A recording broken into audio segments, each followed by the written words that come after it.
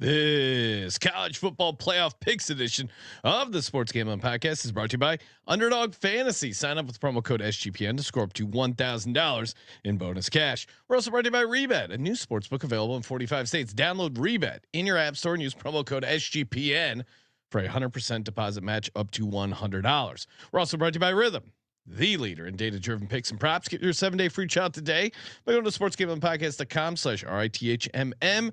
And we're also brought to you by the SGPN College Football Playoff Challenge. Free to enter and $1,000 grand prize. Go to sportsgamblingpodcast.com/CFP. Hi, this is Merrill Hodge, and you're listening to SGPN. Let it ride, baby.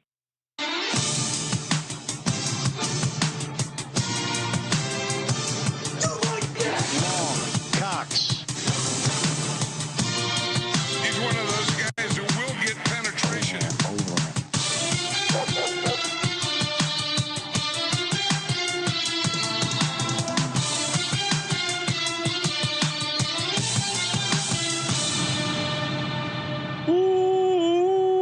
Welcome everyone to the Sports Gambling Podcast. I'm Sean, stacking the money green with my partner in picks, Ryan, Real Money Kramer. What's happening, Kramer? Dog. We finally did it, Sean. Yeah, We finally did it. finally got a college football playoff. Hot tamale, as they say. Somehow they figured it out. They're still going to get their finals done, I assume. And yeah, these student athletes are going to have a real college football playoff. Yes. Should we pour one out for the death to amateur athletics? Yeah, RIP the BCS computer, RIP the original college 4-team college football playoff. We got a real college football playoff and some bonus bullshit bowl games, all that and FCS playoffs. Joining us on the line to talk all things college football, Colby Dant, aka Pick Dundee. What's happening, Colby?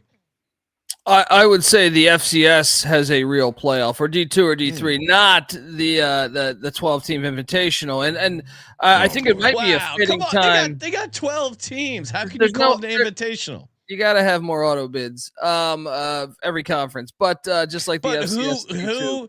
Who would you like to have seen in the playoff that didn't have the opportunity to get into the playoff by winning their games on their schedule? Like, who has a case that they were totally jobbed? That would actually have a chance at winning it.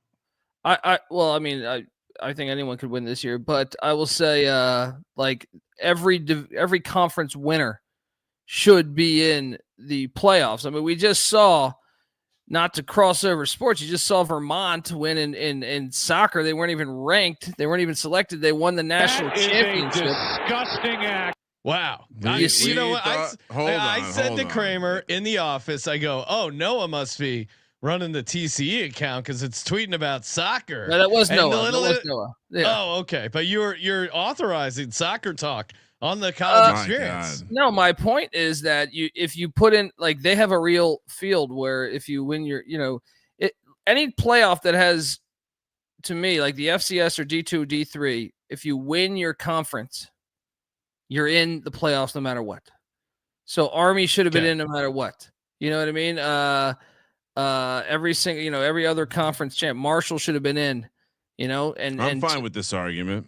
Yes, until you have but it's still a pretty real playoff at 12 teams. Yeah, I mean, it's much better than 4, but I think 12 out of 136 is pretty weak.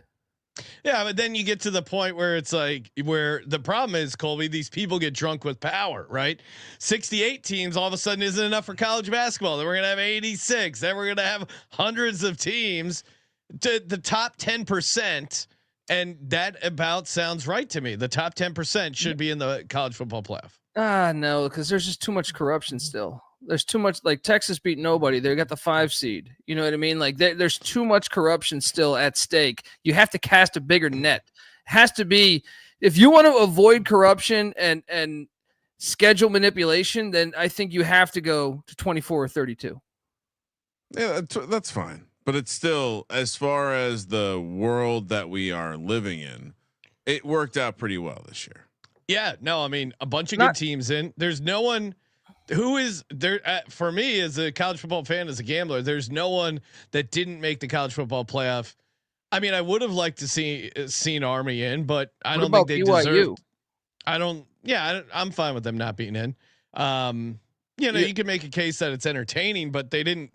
They had plenty of chances to get in. I don't feel Army same way. Army, you want to get in, beat Notre Dame. Like to me, they had their chances to get They in. went 11-1. I mean, well, Yeah, no, I before the mean, Navy it's loss, like. well, Yeah, they also lost to Navy. Good But point. that was after the selection committee. But Yeah, you but know they what I still mean? lost to Navy, right? but you're not Hold being on. realistic. BYU has as good as argument as anybody here. Sure, they do. I agree. And I think in the future, when they expand the playoff, there'll be more access. But there'll also be a team like BYU is always going to get screwed in this kind of playoff. That's that's why it's not a real playoff to me. It's still But I think if invitational. even if it's 24 teams, you're going to have the same type of scenario where a team from a less controlling or less influential conference has a nice resume and they're going to lose out to a team from that other conference. I mean, I feel fortunate that they didn't put Alabama in this time. They at least tried to make it seem like it's not a complete clown show. And BYU lost to Kansas at home, lost to Arizona State. I mean, they had a good season, but I don't think they deserved SMU. Right, but I don't think they deserve. And if you want to be in the playoff, you win the Big 12. Colby's argument is they had like, the same record as the team that won the Big 12, and they didn't play. You know what I mean? Like there's conferences are so gigantic. Yeah. Well, and that's I've seen a couple people put out the examples, but it does seem like the best solution where you both keep money in the conference, like in lieu of a conference championship, and you generate some more interest. Is what if the added expansion in the playoff is these conferences having a multi round playoff?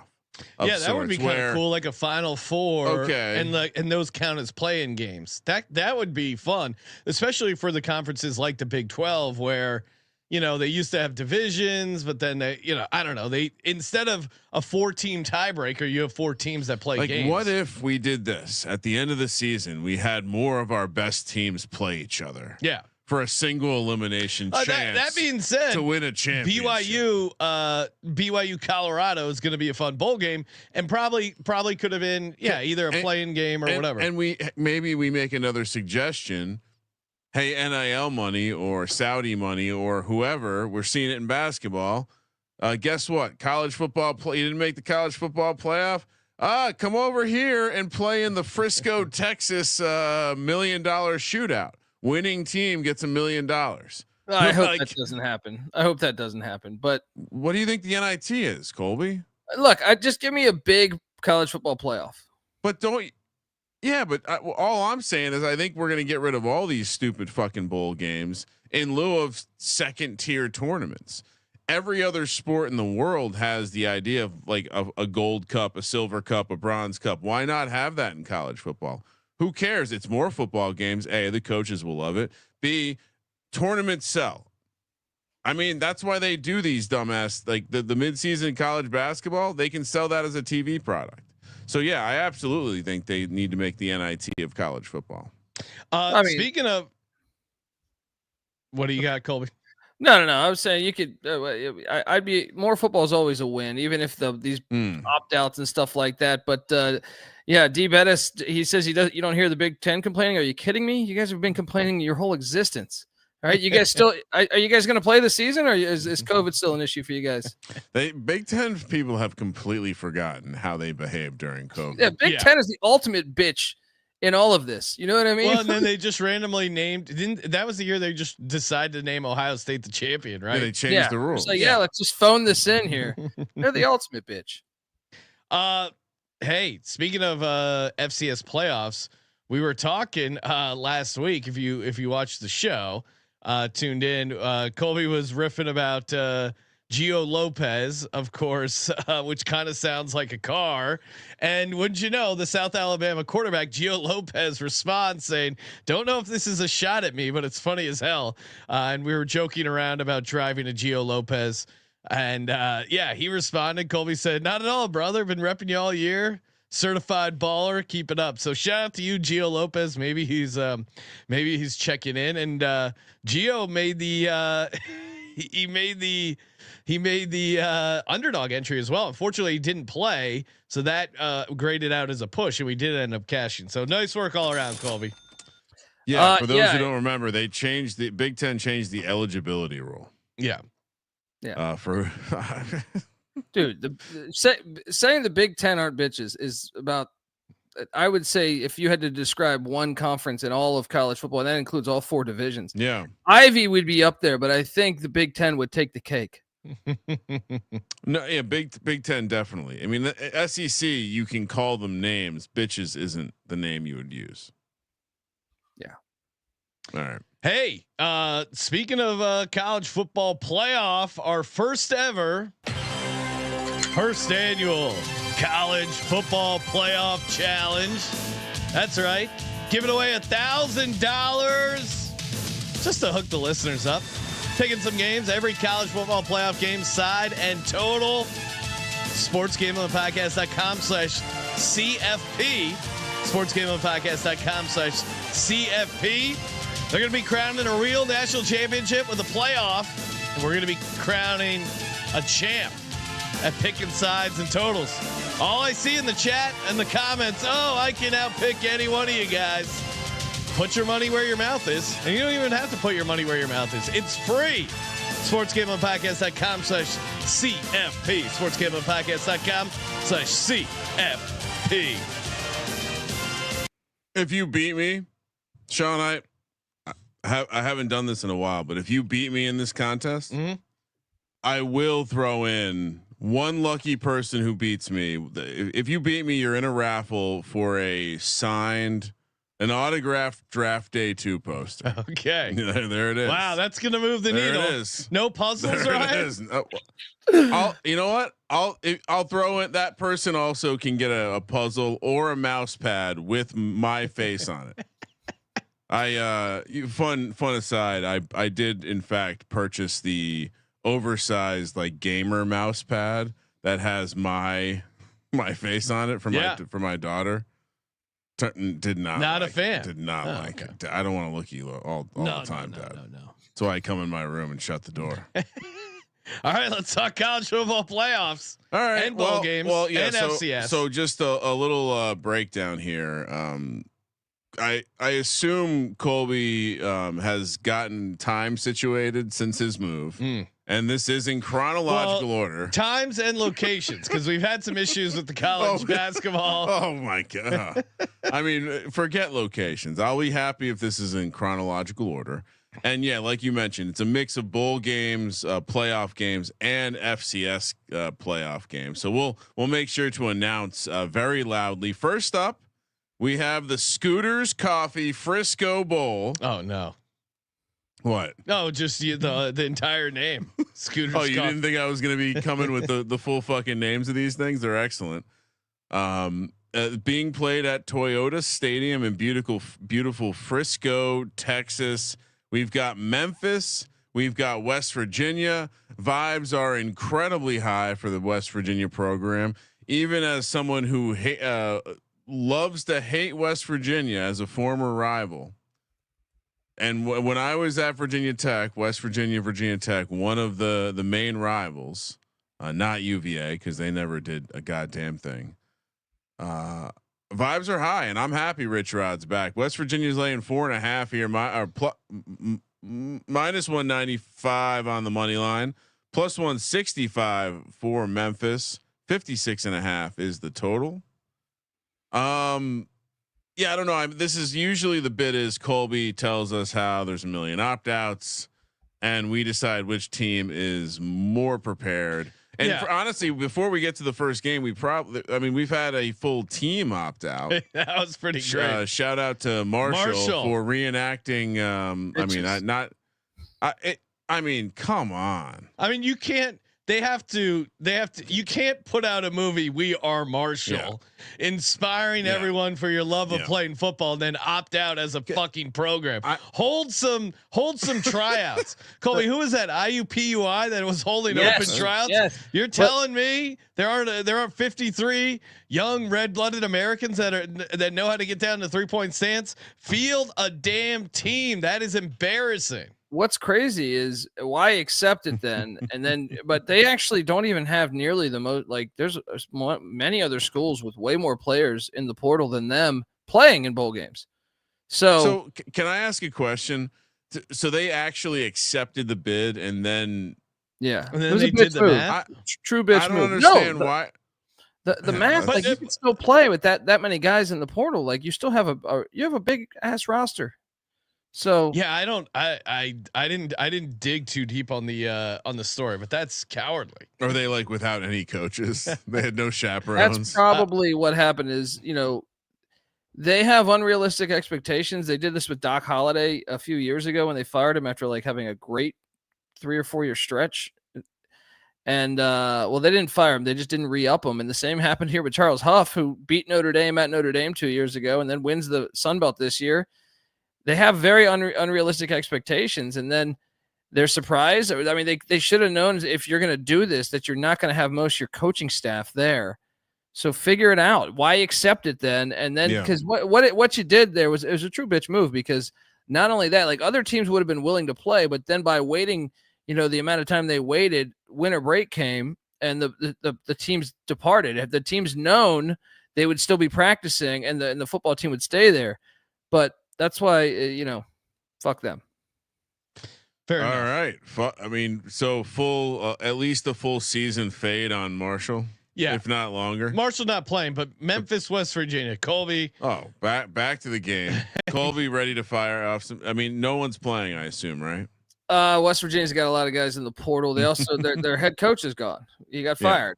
So Chad Scott, remember him, the old Pittsburgh Steeler corner and former Maryland Terrapin corner back in the day. Neck roll guy, right? Might have been a neck roll guy. Potentially. I don't know about. I'm looking it up. Don't worry. I think Colby, you should do a social graphic top 10 neck rolls according to the college experience. That would be some great content. Alvin Walton, safety for the Redskins. Yeah, see, that's what I'm telling you. Don't tell me. Bosworth.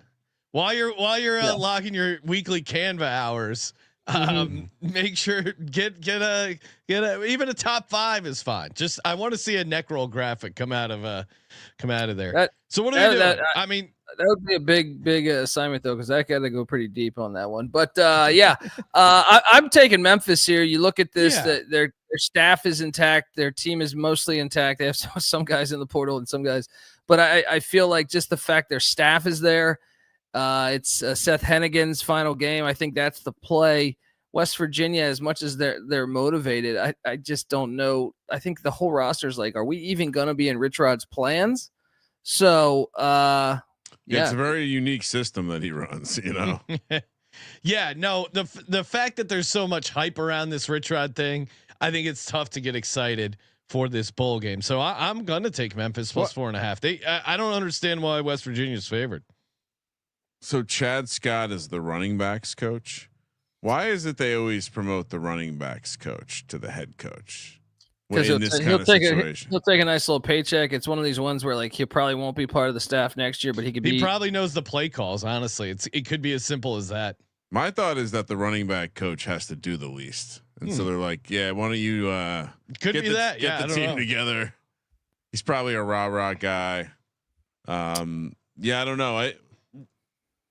Pure vibes. I would think we would take like the other side of West Virginia, because like Colby said, there's that uncertainty of like even the guys that are playing. End of the road. Which, by the way, Rich Rod with the "Take Me Home" social media post, very savvy for an old man. Next up, let's head over. And by the way, that was on Tuesday, the 17th. Oh wait, hold on. Memphis is favored by 4.5. My God. Who filled this sheet? Colby? Did I fuck that up? I don't even know. Oh, I'm still on Memphis. In my mind, they were 4.5. Oh my God. What? Well, that makes more sense since the whole motivational thing we were talking I literally about. said I don't know why. I don't know why Memphis. I don't know why West Virginia's favored. All right, hold on. I'm gonna. Have to Are you pull up using another, like a tally site line from October, Colby? I'm pulling up another screen. This. No, I mean, I have there's it. some things we can't be trusted anymore. I have I'm pulling it. up. I have it. I just did it on the college football show right before this, so I just Okay. I don't know. My mind was in my mind it was still Memphis minus 4.5 points. We so. need to get Colby some California weed. He's something he to needs get his mind right. He needs to open his mind. I mean, something's going on over there. All right. So can we confirm, Ryan, over at mybookie.ag that I'm doing that right Memphis now. is a 4.5 point favorite at mybookie.ag, promo code SGPN. Let's go. Are you telling me or are you Yes, asking me? I'm confirming. Thank you. Next up, Western Kentucky, James Madison. Wow. Okay, Sean, in a hurry. Western Kentucky, the Hilltoppers, and now we're on Wednesday time, December 18th. We're heading to Boca Raton. We've been down this path before. You're probably wondering why are there so many bowl games in Boca Raton? No idea. It's the Boca Raton Bowl too. So no deeper message onto the sponsor. Literally the tourism board just trying to get people talking about Boca Raton. The Hilltoppers taking on JMU. James Madison laying 6.5. I do see some sevens out there. Minus 240 on the money line. Western Kentucky plus 200. 51.5 is the total. All right, run it down. Western Kentucky, I assume, missing a lot of players. Well, this is a hilarious one here because you have JMU starting quarterback Alonzo Barrett's out with an injury. It just announced past 24 hours. But Western Kentucky, their starting quarterback hit the portal, but then announced recently that he's going to play the game, but he's still in the portal. This is a showcase. Caden Veltkamp. That's a new thing, Colby. They're in the portal, but they play this year. Their backup TJ Finley just transferred to Tulane, so he's gone. But this is a good question NC Nick brought up. If you're the coach, you get all these extra practices. Veltkamp's not there next year. Why would you play him? Wouldn't you go with one of your younger players? I'll tell you why. Yeah, that is weird. I'll tell you why. Because I think a program like this and programs like this in general will have to this will have to be part of the gimmick. You're going to lose guys in the portal. You have to be portal compliant or portal compatible. And I think you want to be a program that shows that you're willing to let a guy showcase himself to get to that, next step or whatever. You might be losing some reps, but I think long term, if you're playing the long game, I could see why you'd want to show kids how they could come to your school for 2 years and end up at a better school. Sure. But I also would admire the one traditional coach that says, "Hey, fuck you. You want out, you go. We got a freshman here ready to go." It is like saying to your girlfriend, "Hey, we're gonna break up, but I'll still take you to prom. I want to show off, like, hey, look, hey, chicks dig me. Maybe if things don't work out, and they definitely aren't, I'm entering the portal after this." It we feels both like that's sex, weird, right? You want to just one more time? I think that's that's a bad vibe to go against, or a bad vibe to bet on. Same with James Madison. Which is the bad vibe? They're both bad vibes. Yeah. I'll take Western Kentucky in the points. 6.5 feels like a hair too high considering all the do you want to know shenanigans around this game? Are you at all interested in the betting splits? Not really, but hit me. Both at DK and Circa, James Madison is the public side. Yeah. All right. Western Kentucky as well. I mean, the kid's showcasing. He's gonna have to do something, and there's other guys out for both the teams. Yeah. I think also it creates a strong, finish the season vibes. Like I think it could be a positive all the way around. Love this money. Circle this as a money line.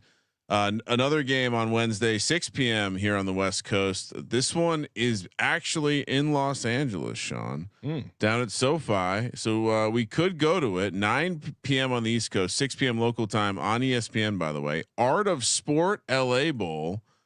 This is the first bad name of the new bowl season. This used to be like the Jimmy Kimmel Bowl. Had a couple other cool names. Now it's the Art of Sport LA. I mean, come on. Cal, UNLV, is this the bowl game where Cal comes down to drop off the. Is Cal getting paid from UCLA? This is when they pick up the bag of cash, maybe. UNLV catching a point. Got right down the middle on the money lines, and I'm gonna adjust -120 for Cal, plus 100 for UNLV. 48.5 is the total. This is my favorite bowl game. What is the game. meaning of this game? Well, it's horrible. It's this. You have the Coliseum and the Rose Bowl there. You're playing at this filth, and for 3 straight years, they tried to push this off on me. 3 years ago, I went to like a Dick's Sporting Goods and bought something. And they said, if you just put your phone number in here, you get free tickets to this game. No.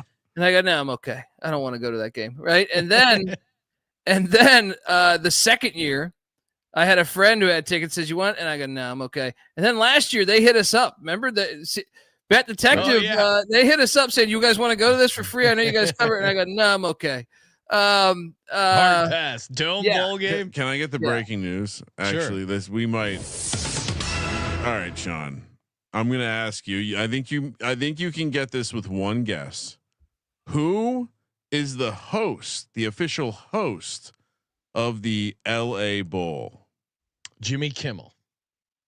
Oh no, Rob Gronkowski. There you go.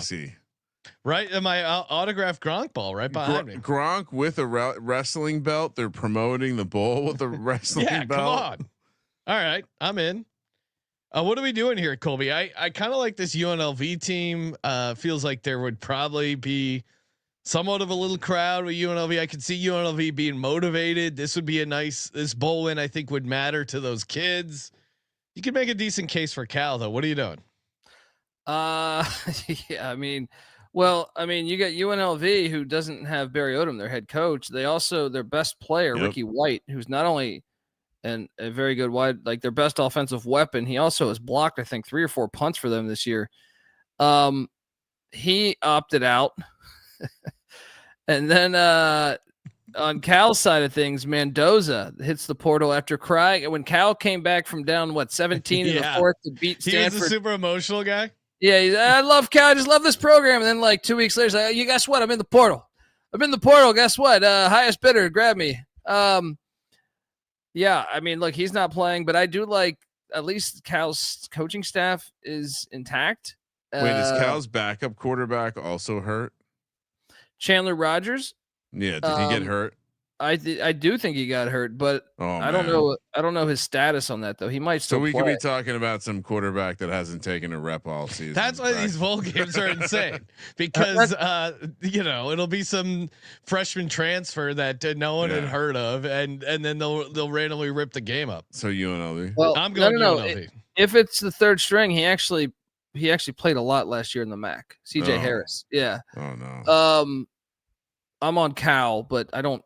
I mean, give me Cal. I just trust the coaching staff intact.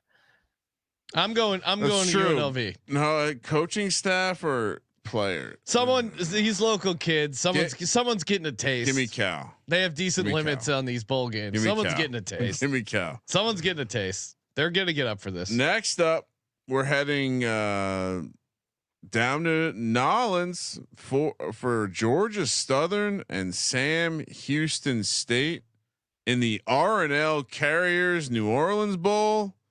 Another dome, by the way, Sean, at the Caesars Superdome. At the MyBookie Superdome in New Orleans. Georgia Southern is laying 6 -215 on the money line. Sam Houston State plus 180. 48.5 is the total. Colby, the line is saying that I assume Sam Houston State is got some transfer portal guys. That's an understatement. They have. I mean, like I said, they have more than Marshall. Their whole damn team is gone, and their head coach also took the job at Temple, Casey Keeler. So you have to take Georgia Southern here. I mean, I guess the one thing is like I feel like it's obvious. So I just think Georgia Southern's a better team too. I mean, they have their coaching staff; they're intact. I think they've only had 2 players opt or transfer. No, we learn this every year. You don't the obvious. You bet on the obvious in bowl season. There's no benefit to being cute in bowl season, especially if it's lopsided opt out. So Consensus play on Georgia Southern laying the 6. And yeah. Don't exactly what Sean said. Don't get cute in bowl season. Don't need to. Hey, have you guys signed up over at mybookie.ag? Using the promo code SGPN, get you 100% deposit match up to $1,000. Terms and conditions do apply. You get the $10 casino chip. So yeah, if you want the match, check the rollover requirements. But man, just requested a payout from my bookie. Bang, bang, boom. Looked at the old crypto wallet. It's in there. Nice and easy. They even offer early cash out, their new pussy policy. I wouldn't recommend it, but I would recommend the prop builder. That thing is super fun. You can tinker for days on that thing. Got a nice price on Amir Abdullah. Didn't quite get the second touchdown, but the anytime was pretty good, and highly recommend firing away over at mybookie.ag. Promo code SGPN. Mybookie.ag. Promo code SGPN. And we're also brought to you by Rebet. Rebet is a brand new sports book available in 45 states. That's right, 45. Very easy to use, very easy to set up, and you get 100% deposit match up to $100 when you use the promo code SGPN. Just fire up the App Store, type in Rebet, download it, sign up, hit the promo code SGPN, support yourself with the new sports experience, and support SGPN so we can keep all these contests, the picks, the podcasts, everything. FREE. That's Rebet. Promo code SGPN. All right, did some spelling there. Hopefully that didn't trip anyone up. Driving to work on a beautiful Tuesday morning, 9 a.m. Now we're headed to. So we were just on Thursday. Now we're to Friday, December 20th, 9 a.m. So we're doing all day on Friday, just assuming people aren't going to work. Interesting. Mm-hmm. Orlando, Florida. I've attended this game before. Fun fact. We're talking about the Staff DNA Cure Bowl at the Camping World Stadium. Beautiful Orlando, Florida. Ohio, the Bobcats taking on Jacksonville State. Colby, let's talk through this one. Ohio's laying 3, -155 on the money line. +135. This is a horrible Jacksonville State. I see some 3.5s out there. 54.5 the total. What's the opt out situation? This is a horrible game here. Both. This is what sucks. Is both teams. This would be an awesome game if they had their coaches and players. But so Tim Albin, the head coach of Ohio. First off, they just won the MAC championship, first time since the '60s. He takes the Charlotte job, so he's gone. Some players I think going with him too. Jacksonville State, obviously Rich Rod just took the Dub V job. To me, this is a very hard game to handicap with so many players gone, and then, I feel like it updates by the minute on these players. I think Jacksonville State's the right side though, because if you look at it, Ohio just won their first MAC championship since the '60s. They're heading down there. Yeah, they're heading down there. It's closer to a lot of Jacksonville State's roster. I feel like is recruited from Florida, so I'll take a shot on Jacksonville State. Just being, I think they're more athletic anyway, just naturally, and then the fact they're playing for their home crowd, and then Ohio's coming off such a big moment, so I think Jacksonville State would be the play.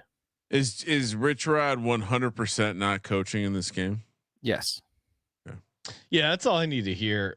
Give me Jacksonville State +3. I like the letdown spot that Colby brought in there for Ohio, coming off that MAC championship, and the local angle. Jacksonville State got kids. Hey, let's get a road trip going. Head down to Orlando. Did they announce someone? I don't think they'll go, but for the Colby, did they announce an interim head coach? I think they did. I'm just drawing a blank on it right now. Hang on one second. Is it Rod Smith? It could be, not the former player though, right? Wait, you're talking. It's Brian Smith for Ohio. Yeah. For Jacksonville State. Yeah, they did announce it. I saw it on Twitter, I thought, but don't recall. It looks like it's Rod Smith, who not the legendary wide receiver. No, he's been the offensive coordinator and quarterbacks coach for 3 years. So There's some continuity there for what it's worth. Both teams essentially have coordinators running the ship so there's a little continuity there, but all right. And yeah, if you're one to look at just following the money, Ohio getting the money. So consensus play on Jacksonville State getting the 3. Yep. We're going against it. Next up. 12:30 p.m. on Friday. Now we're over in Tampa, Florida, and you know what they love over in Tampa? Pirates. Unfortunately, this is not the Pirates Gasparilla Bowl. It's the Union Home Mortgage Gasparilla Bowl. Uh-oh. Hopefully there's no Italian fellas lurking around situation. I'm sure there's going to be a lot of big wigs and executives getting some nice free travel down to Tampa, get some suite at the game, check out the Tulane Florida matchup where Florida's laying 13.5. This strikes me as the kind of game those SEC boys won't give a fuck about. No. Minus 650 on the money lane. Tulane plus 425. 49.5 is the total, but I assume that Tulane has been destroyed in the portal. Yes. I know they lost their quarterback. Not only their quarterback, their starting quarterback Darian Mensah, who was a stud freshman out of San Luis Obispo. He's now at Duke. Their backup Kai Horton also left. So they're going with the third string Ty Thompson. Now he was a decent recruit star wise at Oregon who transferred in there. But even get this, Ty Thompson said he's in the portal, but he's going to play this game as a showcase. The third string quarterback as a showcase.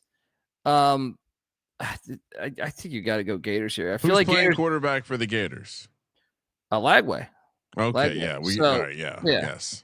I mean, look, Florida's got like eight or nine guys that have hit the portal too, and some of them are starters. But I still think you're in better shape with Florida here. It's also kind of a home game for Florida, so the fans. The SEC trash should be able to take care of this, right? I like that angle, but we see this all the time. Kramer, big teams, big programs from big conferences think they're too good for this. Well, they are. And meanwhile, these Tulane kids, why not shock the world here a little bit? They're playing with nothing to lose. Knocking off Florida in a bowl game, I think, means more to Tulane. And this is the type of game I probably wouldn't take the 13.5. I'm just going to take the money line.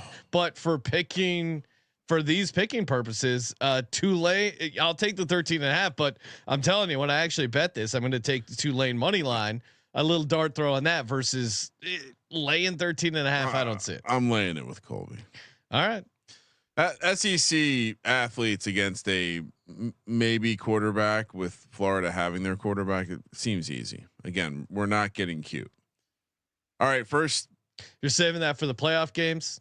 Maybe I feel like I've already announced my position on the playoff games. Yes. First college football playoff game in the history of the world. 5 p.m. on Friday, December 20th. We're going to South Bend, Indiana, where Sean, they're playing football outside. And you should see the way that the sports media is talking about snow like they're little kids. Did you see it? Well, Colby, did you see they were considering moving this into Lucas Oil? Could be because of the storm. Oh, really? Make sure that no one gets too wet or cold. If anything, shout out to whoever was in charge of moving that Cincinnati, Nebraska game that was supposed to be in Lucas Oil to Arrowhead. I don't like neutral site, but at least play at a legendary stadium. All right. So is Arrowhead a legendary stadium for the NFL? It's like one of their only left. There's only 3 left. Yeah. Lincoln Financial. So Notre Dame is laying 7. I know this opened 8.5. It's down. Notre Dame laying 7.5. I've seen some juice 7s even out there, Sean. Money coming in on Indiana. Notre Dame's minus 280 on the money line. The Hoosiers are plus 230. 51.5 is the total.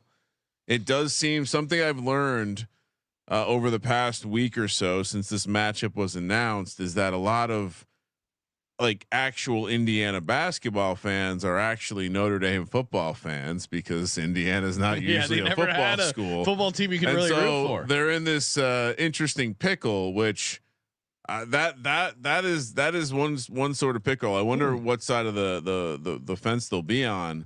51.5 is the total. Not a total guy. That seems like a big number. for the kind of game I think we could see here. But how are we? I said I'm on all the like. How are we not on the dog here? What am I missing here, Colby? I know a lot of people have said it seems the fundamental argument of everyone on Notre Dame is that they are just going to be able to dominate them, which just doesn't seem like the Indiana that I watched this entire year. I completely agree. I mean, if you go back to that Indiana Ohio State game, which is the people that shit on Indiana just quote that game. Indiana's defense held Ohio State to 313 yards in Columbus, and mainly their rushing attack with Ohio State with their two stud backs couldn't really get going. And Ohio State has elite receivers on the outside. Like if Indiana doesn't shit the bed on the special teams there with just giving Ohio State 14 points, it would have been a much better showcasing. The bigger thing to worry about, I think, if you're an Indiana fan, is their offensive line against Notre Dame's defensive line, which is pretty good, but it's not Ohio State good. I think you take the points here all day. I think they're live.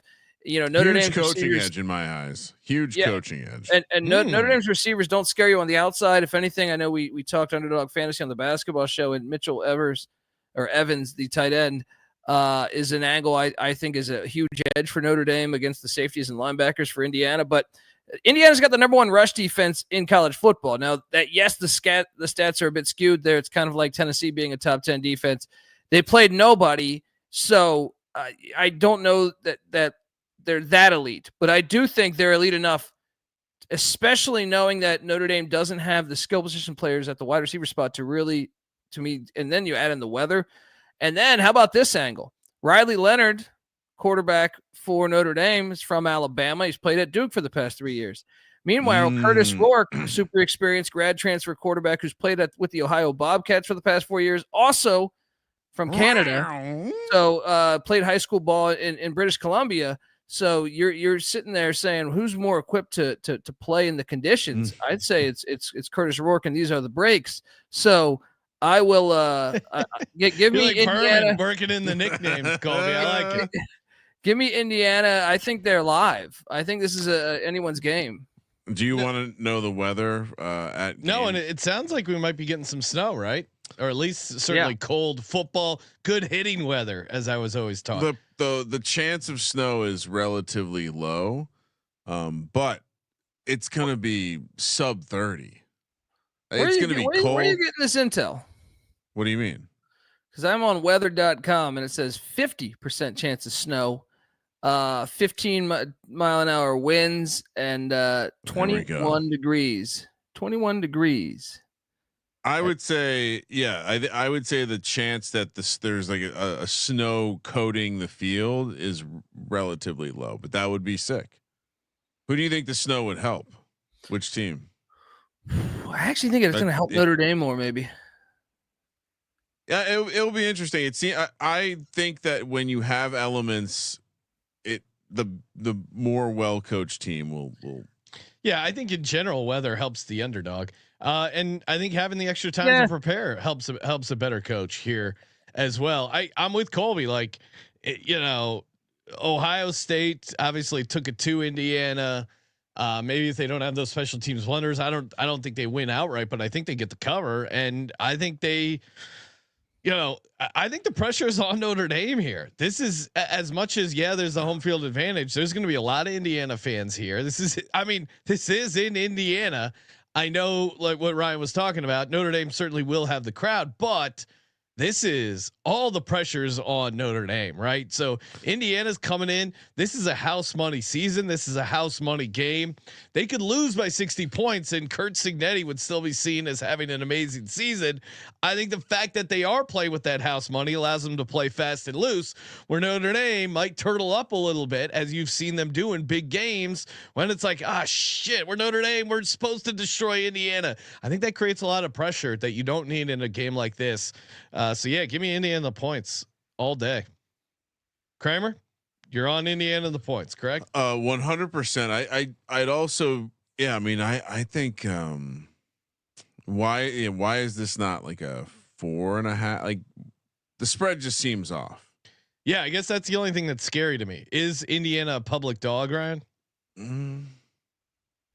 the money. I mean, the line's moving, right? The 8.5s that open the week have moved to all pretty consistently 7.5 or juice 7s. The money you got a favorite Notre Dame, but not by that much. Circa is reporting 76% of the bets are on Notre Dame. Okay, that feels good. Then. DK is reporting that 58% of the bets are on Indiana. Well, as long as most of the bets over at Circa, where we'll probably be getting down on these because we have the VSiN show right after the game. Good reason to tune in. VSiN.com. Hello. Maybe we'll get Colby on to a college football playoff segment. Feels like we definitely have Colby on. For sure. And of course, UnderdogFantasy.com, promo code SGPN. Sign up today, get a 50% deposit match up to $1,000 when you use the promo code SGPN over at UnderdogFantasy.com. Promo code SGPN. Check out the college basketball episode. Break down a bunch of fun plays for Underdog Fantasy and for the college football playoffs. UnderdogFantasy.com. Promo code SGPN. Riley Leonard, half interception higher. Cash. I'll take. Yeah, and wait, I'll rattle it off if you missed it. Mitchell Evans higher 29.5 receiving yards. Cade Klubnik higher 208.5 passing yards. Quinn Ewers lower 264.5 passing yards. UnderdogFantasy.com. Promo code SGPN. And add in Riley Leonard to higher interception. I mean, Colby brings up the warm weather. He could be in a wetsuit. Maybe he's a wetsuit guy.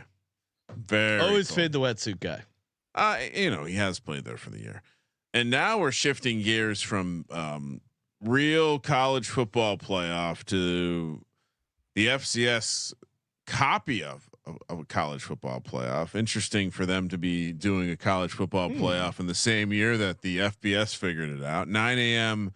now on Saturday morning. We're heading to Fargo, North Carolina. North Dakota. For a domed football game between South Dakota State and North Dakota State. South Dakota State is laying 2.5. Is this correct? Correct. They're the 47.5 is the total. I mean, for them to be home dogs in the Fargo Dome, Colby, what does this world come to? Colby. No. They're back-to-back national. I'm just joking. Oh, okay. Who's that? The Jackrabbits? Jackrabbits have won 2 straight national championships, kind of stealing it away from North Dakota State. They had beat them like 6 or 7 times in a row before North Dakota State beat them in the final minute of the Dakota Marker rivalry game a few weeks back. So this is the second time they're meeting this season. Obviously, it's a legendary rivalry within those states. And I think North Dakota State's the better team this year. I think them having been down the past few years against South Dakota State, Cam Miller and the Bison to me have played better throughout the year. You saw it in the Colorado game, whereas like South Dakota State to me it's hard to three-peat. You know what I mean? So I just feel like they're good. They're still really good. I just feel like they lost a little bit of their edge. I like the Bison at home at that filthy dome to get that win. So give me the Bison. Yeah. Do you know what it? I actually don't have any three-peats, so I wouldn't know what you mean when you say you know what I mean to three-peating. I don't know if it's hard to three-peat. I'm just saying. But yeah, no, I think I would say that why wouldn't we just take the home dog? No, North Dakota State should not be catching points in the Fargo Dome. It's a tale as old as time. I don't have bet splits for this one, guys. We don't need it. You don't take North Dakota. You take North Dakota State as a home dog. I get it. South Dakota State's good and certainly look good. North Dakota State put it on Mercer, as we said, and they're going to be jacked up knowing North Dakota State legend Carson Wentz will probably be starting for the Chiefs this Saturday. Fargo Dome will be electric. He's disavowed, right? He's I mean, it was him and Trey Lance are the notable alumni from North Dakota. Are there any opt-outs or transfer portals here? No, 0.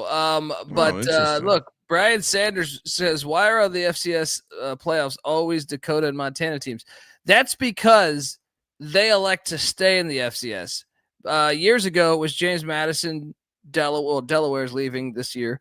But James Madison, Appalachian State, Georgia Southern, Marshall was a dominant FCS team. So normally you graduate into the FBS, but Montana State, North Dakota State, South Dakota State, they just for some reason just love dominating the FCS. So that's why.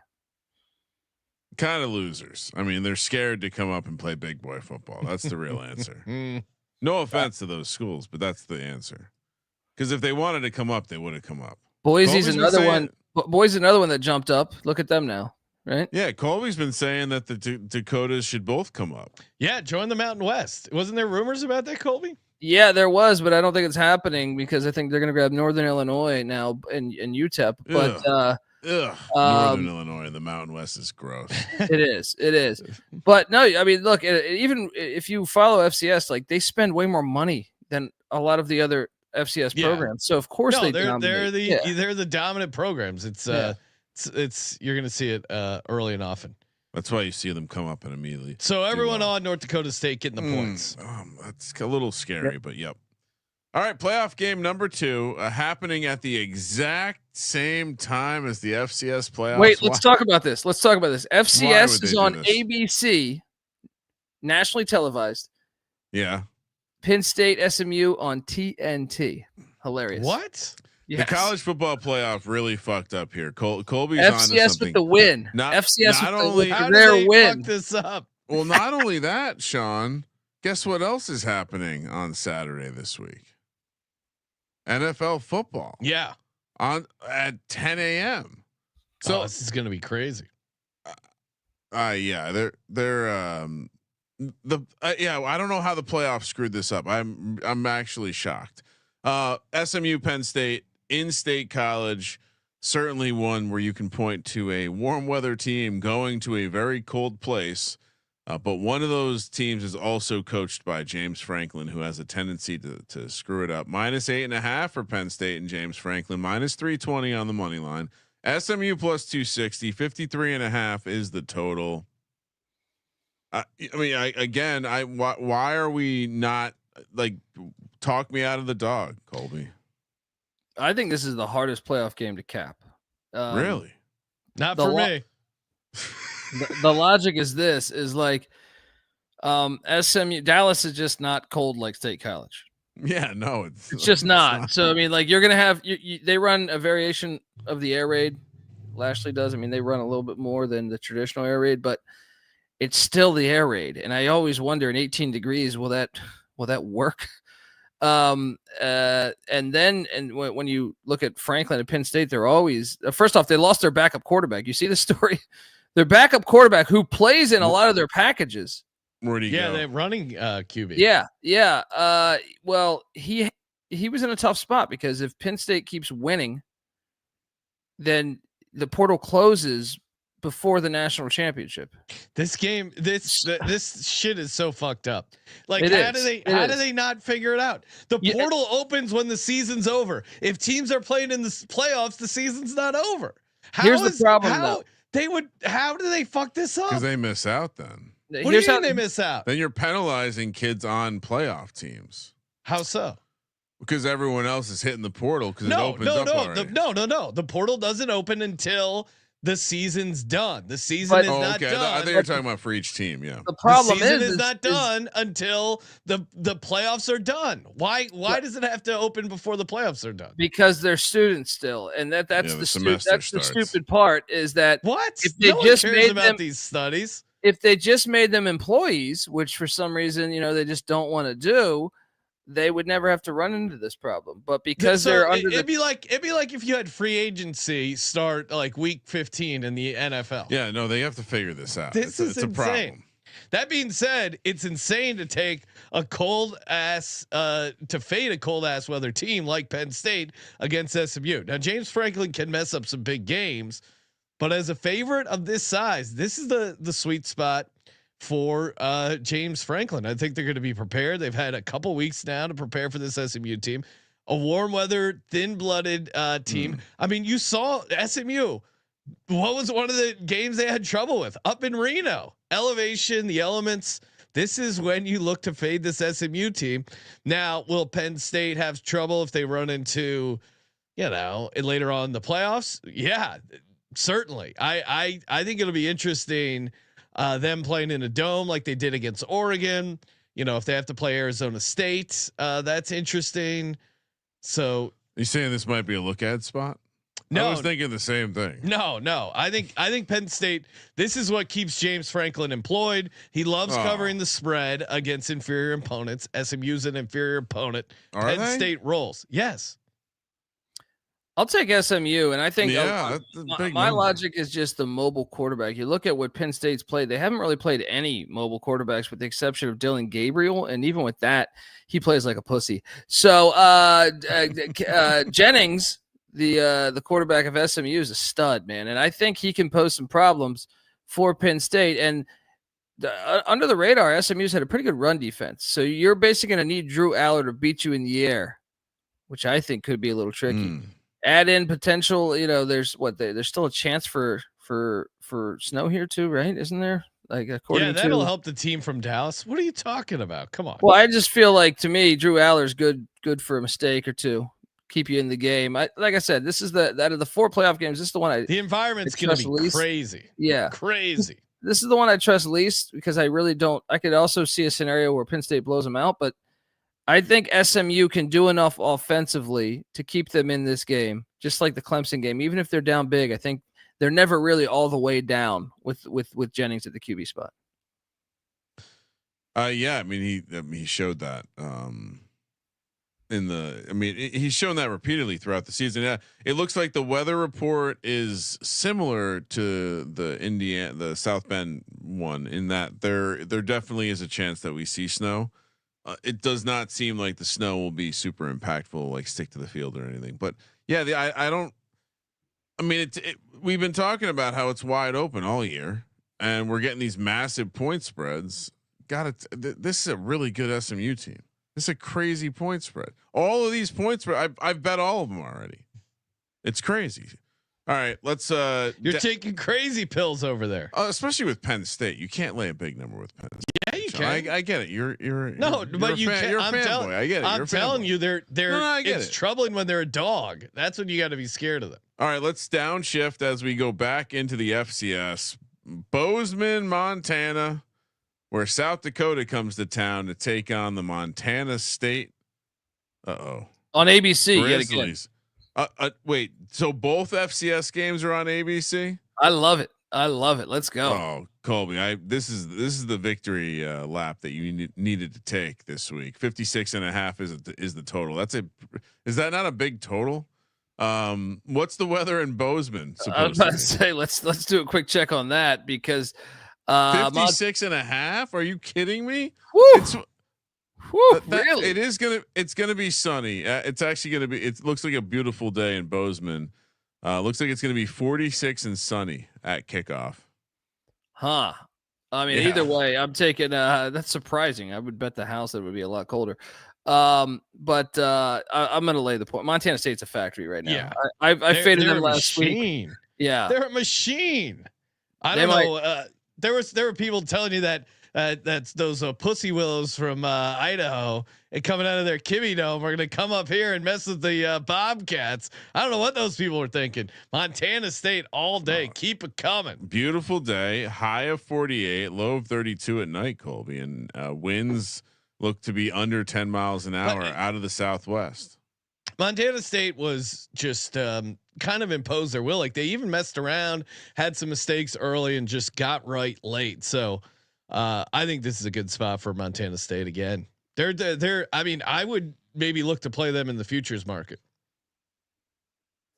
What are we down to? 4 teams, right? Yeah, I think Montana State wins it all. Kramer, what are you doing? Well, the spread's saying take Montana State, right? Laying the 7.5. Yeah, it's not telling me anything. Oh well, that's why I think so. And also, I'll take my medicine after fading them last week. Yeah, that's a bad move. 90% of the Discord bets, enjoy South Dakota. So I did find bet splits. 90% of the bets on Montana State, and the other game is split right down the middle. For those wondering, the other FCS game. All right, let's go now. So we had 2 FCS games on widespread national TV, and the first playoff game was on what channel? TNT. Yeah, TNT has okay. the Notre Dame game the night before, I believe, is ESPN. Yes. But the Saturday games, just to be matter of fact, TNT for the SMU Penn State and TNT for Clemson, Texas, and so these games are on TNT or Max, which is again, Colby is on to something here. How did this happen? Also, NFL games happening at the same time. 1 p.m. It's gonna be insane. 1 p.m. on the West Coast. We're headed to Austin, Texas, where Clemson takes on Texas. Texas laying 11.5 minus 450 on the money line. Clemson plus 340. Unbelievable here. 51.5 is the total. Colby mentioned it on the basketball show earlier today. If you haven't checked that out already, we picks for Tuesday and Wednesday, so you're not too late.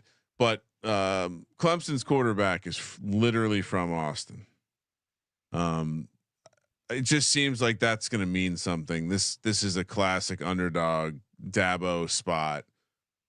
I would imagine if we hunted, there's not a ton of them, but Dabo as an underdog.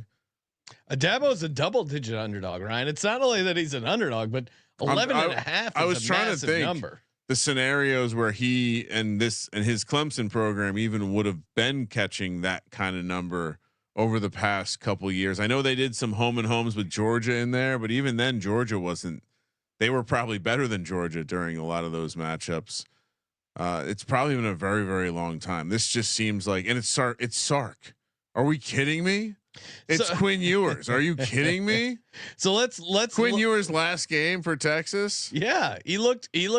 I think okay would be the best case you can say for him. Let's give me the points once again. Look at Texas versus ranked teams and whatever. Obviously ranked, subject to whatever. But the number 2 Georgia beat them 30-15 at home in Texas.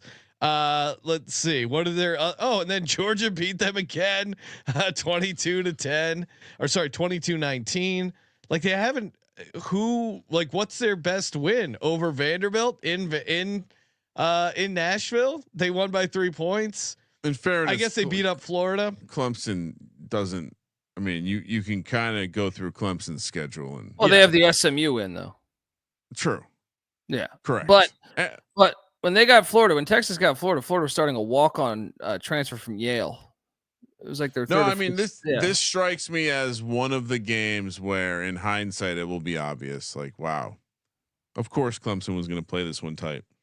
Well, Clemson kind of has looked better at times on the road than at home, and you don't have to worry about any sort of weather stuff. I love Colby's angle of the quarterback and the hometown angle. I think that matters. That again, could be bad, right? What could like? Be there's bad? Part of it where it's like it's his hometown. There's a lot more like there's pressure, but or there's tickets. It maybe if you're favored, but as like a big dog, again, I think you're supposed to lose. This is to me is a similar situation to like house money, like Indiana. I think this is a good spot for him. Garrett Riley, also their OC, Lincoln Riley's brother, former, grew up in the state of Texas. His brother coached, legendary coach at Oklahoma before he backstabbed them, allegedly. No, look, all the house, like Clemson's playing with house money here. This is a fantastic spot for Clemson. Texas has played nobody that is complete on offense and defense like them, besides Georgia. No one is that complete besides Georgia. And I really think if you dive into Clemson even more with each given week in that Riley offense, they become better and better on offense. And then, they should have beat South Carolina, if I'm being honest. Like South Carolina converted a crazy 3rd and 16. Then Clemson drove all the way down the field, kind of a freak interception.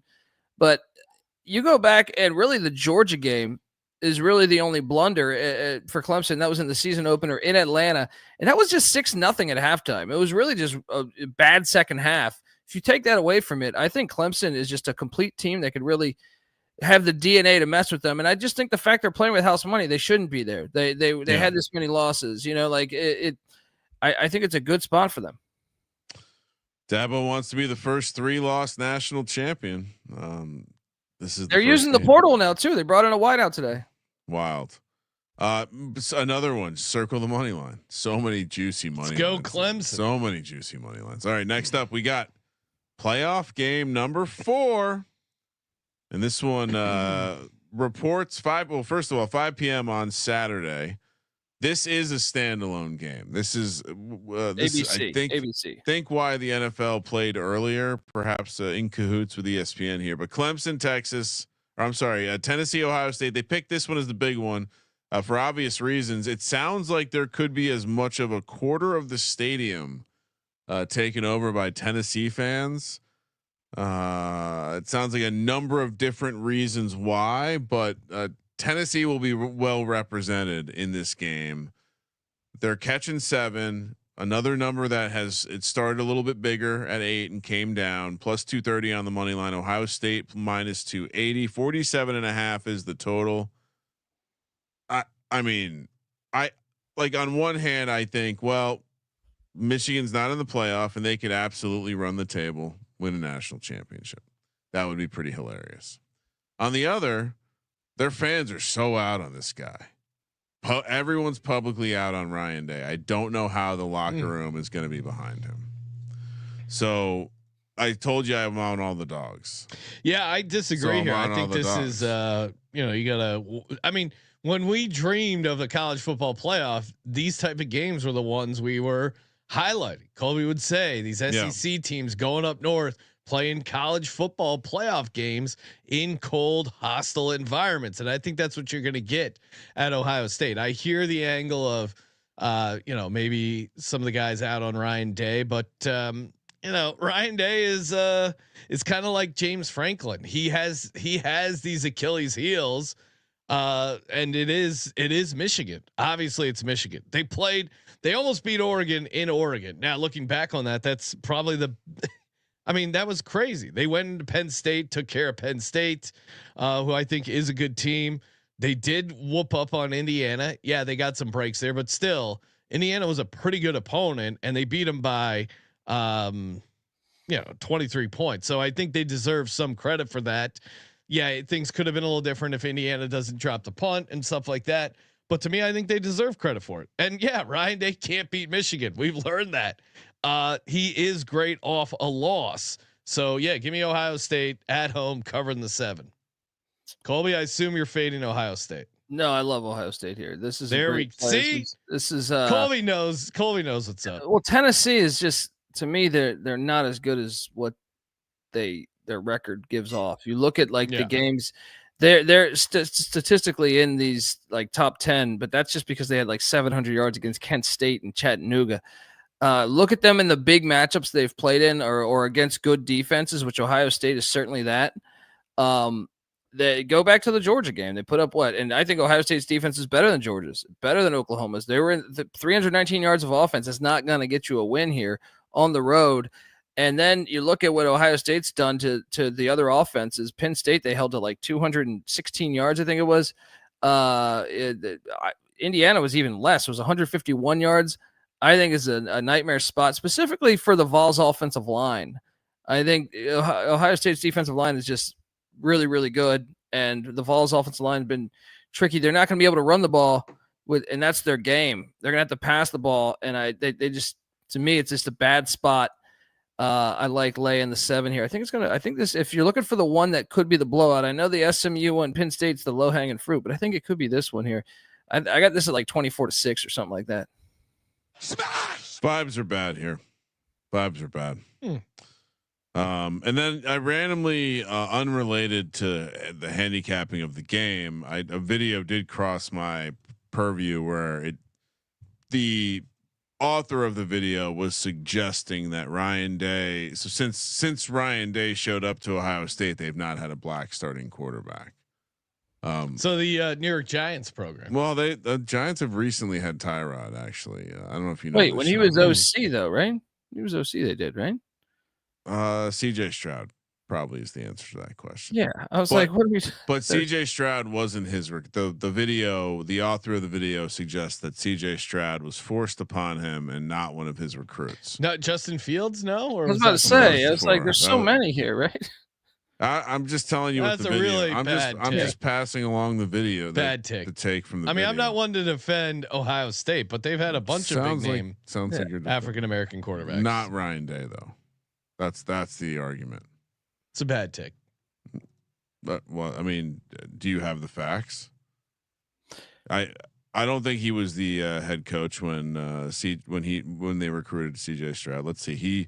He started in head coach in 2019, OC in 2017. When did CJ Stroud play there? Yeah, CJ Stroud was there then. I'm just telling you what the I don't think he recruited him. That's what he was forced on him. That's okay. Yeah. Then since that's then a lazy that. take though. Since then that's that. I think the vibes are horrible with this program. A tremendous amount of the people that support this program want him fired. I do wonder if they're going to support the team like they normally would. That video of Michigan walking out into a sea of red was incredibly dope, and it sounds like there's going to be a shitload of orange sprinkled in there. What do you mean? Why are you shaking your head? Oh, they talked about it. There's a tremendous amount of the tickets that have been bought up by ticket brokers in the Tennessee area.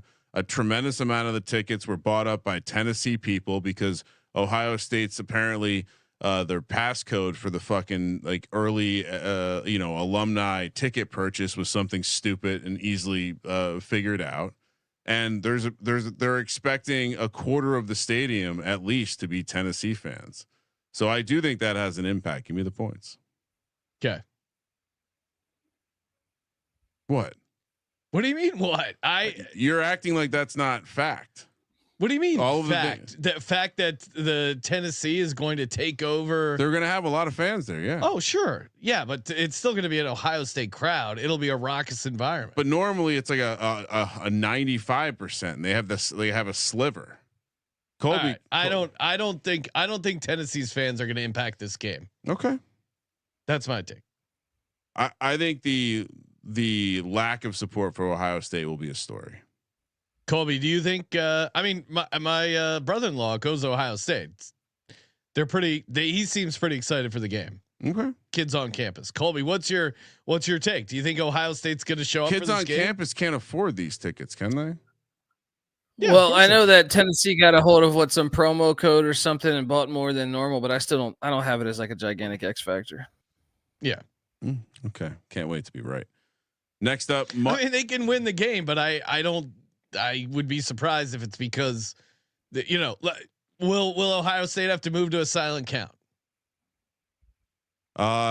Probably not. Okay. But I think there'll be more noise than they're used to. Coastal Carolina, UTSA, we're heading to home game. I was going to say back to bowl season. So put the vacation hat back on. Nothing serious is going on here. Lots of opt-outs. Again, super downshift, even past the FCS bowl game. We're talking about the Myrtle Beach Bowl, and it is a home game, which means they couldn't find anyone else to come play. A good thing UTSA is coming to play at Brooks Stadium in beautiful Conway, South Carolina. 8 a.m. on the West Coast is this Monday, the 23rd? Coastal catching 8.5 at home, plus 270 on the money line. 55.5 is the total. Lay it. Colby, oh yeah, we don't have a tremendous amount of opt-outs. What's the First story off, behind the line here? This is on campus here. On campus, and they're not in school's not in session, so yeah, no one's there. This game, and then their top two quarterbacks. Not only their top two quarterbacks, like their best defensive players hit the portal, but both of their quarterbacks. So they're third on the depth chart. UTSA's kind of got majority of the team intact, and I just think UTSA has a huge coaching edge. They have a huge talent edge. I think they win big. I think this could be like 35-7 or something like that because Coastal's going to be trotting out a third string quarterback. Yeah, I mean, Myrtle Beach, a nice vacation for some kids from San Antonio, right, Colby? Good to see the beautiful Atlantic Ocean, maybe some warm water. Yeah, they're a little feels like Coastal is going to be in over their head. UTSA all day, laying the 8.5. You gotta fade. You gotta fade the team at home with the kids not there. That's a system play. Last one, second game on Monday, 11:30 a.m. here on the West Coast. Boise. Wait, they're really playing a game Monday, 8 a.m. West Coast time, Colby? Yeah. In Conway. Yeah. 11 a.m. local time. No, I know. It's just crazy. And then this game's in Boise is what, Pacific or Mountain? 11:30 a.m. Yeah. 11:30 a.m. on the West Coast. Northern Illinois trying out the old Mountain West time zones as they take on Fresno State. Northern Illinois laying 3 minus 150 on the money line. Fresno State plus 130. 39.5 is the total. Nice competitive spread here, Colby. Not too many opt-outs. No, Northern Illinois starting quarterback. Well, what's great is he went to Wake Forest. Nice video and post. I'm going to be a Wake Forest Demon Deacon, but then Dave Clawson resigned today and retired. So now he's back in the portal. Fresno State's quarterback and some of their best players are gone too, but I do think this is a good spot for Fresno. They're playing for interim head coach Tim Skipper, who was a former player for them, and a lot of people thought he was going to get the job. He didn't. I think he's a player's coach. I think they want to get up for him and get that. I'm going to take Fresno State to win this thing outright. And I failed to mention this is at the beautiful Albertson Stadium, and it's the famous Idaho Potato Bowl. One of your favorites, Sean. Yeah, they're going to be on the Smurf turf there. Of course. I mean, and shout out to the state of Idaho for at least making their bowl about a potato and not just the city. Yes. Yeah, no, I'll trust Colby on this, and also trust Rhythm. SportsGamblingPodcast.com/RITHMM. You're going to be getting in bowl season, hopping on some random FCS playoff games. Why don't you build your own college football model? Very easy to get started. Just slide the sliders left and right. Can't mess it up. They'll build a custom model and they'll explain like, hey, this is how this model has done. Back test the data. AI. Hey, putting AI to good use instead of putting people out of jobs, helping you win some money. They both like both my model and Rhythm's model likes Fresno State +3. Get your 7-day free trial today. You're gonna like it. Got a lot of good feedback from Rhythm. SportsGamblingPodcast.com/RITHMM. Kramer, is it a consensus player? You also on Fresno State here. So Fresno State has to whoop up on North. I mean, they're coming to the conference, right, Colby? Well, Fresno's leaving to the Pac-12. Oh, how does that work then? Where's the dynamic? Is there any sort of I just think they get up for the coach. I think they just get up for the coach, man. All right, give me Fresno. So consensus play on Fresno. This is what people want. Start neither team with a starting quarterback. It's like, hey, it's football. More playoff games. We can bet on it on a Monday morning. More playoff games. Happy birthday. Lock, dog, and tease. And remember, sign up for the $1,000 college football playoff challenge. SportsGamblingPodcast.com/CFP. Get in there today. I mean, for the dog, just give me Clemson. Clemson on the money line. Yeah. Okay. We are a horns down program. Call it a hunch. Clemson money line +340. What do you got? Locks, dogs, and give me teases? Indiana +7.5 as one of the locks. Okay. Let's see. We were talking. Give me. Yeah, let's just stick with this fucking playoff. Give me SMU +8.5 as the other lock. Tease. Let's get UTSA down to 2.5. Let's get Montana. Oh no, let's keep the FCS out of here. It's not been great for us. Let's get Western Kentucky up to 12.5, and let's get Florida down to 7.5. All right, for me, what do I like here? Yeah, give me Indiana on the catching the 7.5 for my first lock. Other lock, give me Ohio State laying the 7. Oof. Not a big Ohio State fan normally, but this is a great spot for them. For my dog, I do like Tulane in that spot, but yeah, let's make it. I will also ride with Clemson on the money line. Dog. Nice juicy +340 there. And yeah, for teas, you can put Montana State down to 1.5. You can put Penn State down to 2.5. And last but not least, Georgia Southern just to win. Get that down to a pick 'em. And if you want to have some fun, you can Google Ryan Day dyes his beard. And just Oh yeah. I feel like I was the only one noticing, but apparently the internet is also. there's a lot of good Reddit threads and such. Colby, what do you got? Lock, dog, and tease, and bonus lock. Let's lock up Ohio State. Oh, how many locks are we given? 3? 2. I mean, Let's lock Ohio State and let's lock UTSA. Ooh, okay. The money line dog is Indiana. Yeah, I like that as well. The tease, let's go Montana State down to 1.5, minus look at this 1.5. guy. Let's Yep. go. Stealing my teaser legs. Let's go. I copyrighted them. Give me Indiana up to 13.5. Ooh. I don't know about that teaser leg. I like And- Indiana. You're not going to need the 13. And bring UTSA down to 2.5. Okay. And then I do want to throw out the little parlay of Indiana, North Dakota State, Clemson, and throw Fresno in there too. And Fresno, all in the money line. Let's go. Let's do it big. All right, because I'm gonna do a smaller version of that. To me, the parlay, it's college football playoff parlay. Yeah. It's just Indiana and Clemson. Those are the two money lines I like. I think they're live. I think we get at least one upset, if not two. So I will play Indiana and Clemson parlayed on the money line. It's going to be a juicy payout. I'm officially round robining all the money lines. Okay, so Kramer's parlay, round robin, CFP money line dogs. Yes. Okay, so I'll root for your leg that includes Indiana and Clemson. I'm gonna root against your other legs. Okay. Okay. I was just I was on Wikipedia looking up crazy legs.